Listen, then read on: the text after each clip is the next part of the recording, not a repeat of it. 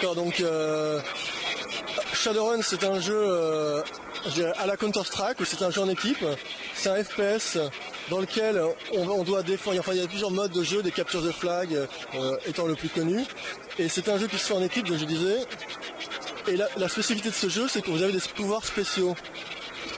Suivez avec moi, le problème c'est que c'est un peu dur de parler.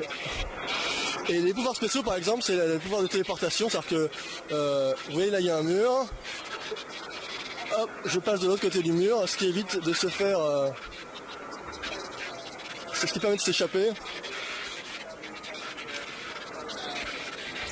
Et tous les personnages ont les mêmes pouvoirs ou il y a vraiment des pouvoirs différents liés à chaque personnage? En fait, il y a plusieurs races, il y a les elfes, il y a les humains, et, chacun ayant des pouvoirs différents. Les trolls par exemple ayant un pouvoir de régénération que les d'autres n'ont pas.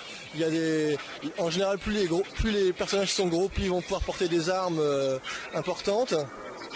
Plus un personnage est, je dirais, léger, plus il va pouvoir être précis et rapide. Donc je dirais que ça c'est quelque chose qui va affecter le gameplay. Il y a aussi l'option de ce qu'on appelle glider, c'est un espèce de un peu à la Tribes où on peut voler pour atteindre des points qu'on ne peut pas atteindre habituellement. Et ce qui est intéressant dans ce jeu-là, c'est qu'en fait on va pouvoir avoir des tactiques différentes d'un Counter-Strike qui est assez limité parce qu'en gros on est toujours piéton et on peut pas traverser les murs, etc. C'est super chaud de faire la démo.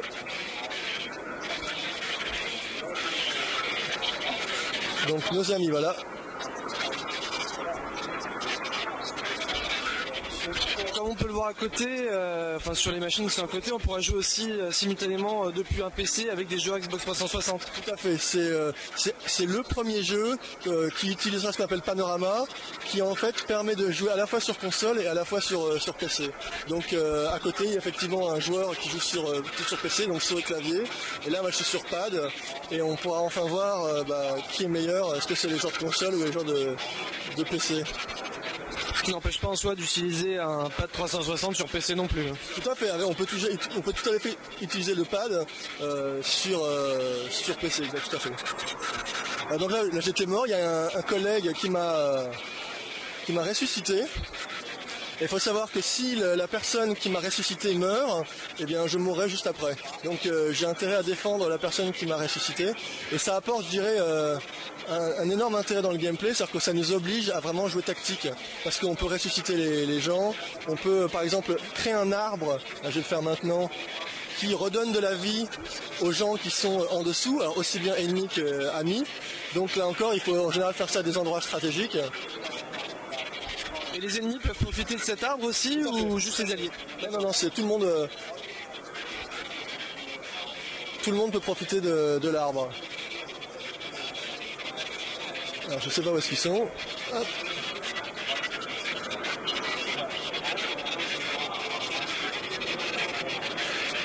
Donc c'est assez rapide. Et là je crois qu'on a gagné.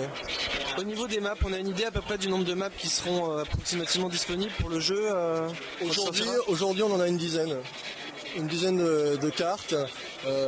Forcément, il y en aura plus, c'est le but du jeu. Mais chaque carte, on connaît l'importance des cartes dans un jeu comme un jeu à la Counter, doit être bien équilibré, ne doit pas donner l'avantage à l'un ou à l'autre, doit permettre d'avoir des endroits où on peut sniper, des endroits où on peut se cacher. Mais surtout ce qui est intéressant, c'est que comme on est maintenant dans un mode...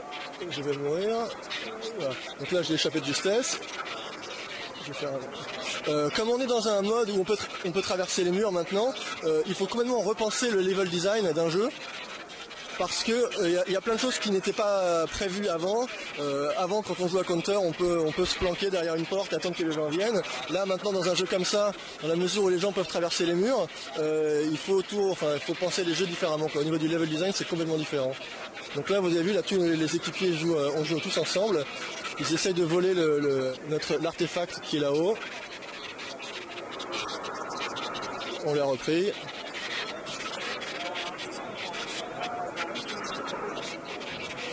Et en dehors du mode multi, qu'est-ce que proposera Shadowrun Shadowrun est un jeu multijoueur, enfin multi uniquement. Donc c'est vraiment des cartes, des joueurs. Donc si on n'a pas d'amis pour jouer, on peut toujours jouer avec des bots pour s'entraîner. Et l'intelligence artificielle est relativement bonne. C'est-à-dire que tout à l'heure j'avais même du mal à voir si c'était des humains ou l'ordinateur. Mais c'est vrai que le vrai intérêt de ce genre de jeu, c'est quand on peut communiquer avec ses collègues et on joue à plusieurs, quoi. Ouais, donc jouer sur le live ou jouer en link.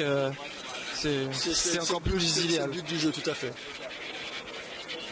On peut donc imaginer que par exemple dans les grandes LAN qui sont organisées à travers la France, il y a des joueurs qui viennent avec leur PC, d'autres avec leur 360, tout ça pour faire des LAN sur Shadowrun maintenant.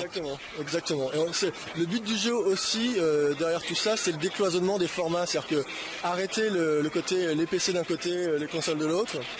Et de faire en sorte que tout ce beau monde, on a tous une passion commune, c'est le jeu, et on peut tous s'affronter en utilisant le même jeu, quoi. C'est ça un peu l'idée derrière ce qu'on appelle le panorama. Ok, je te remercie beaucoup pour cette présentation. De rien.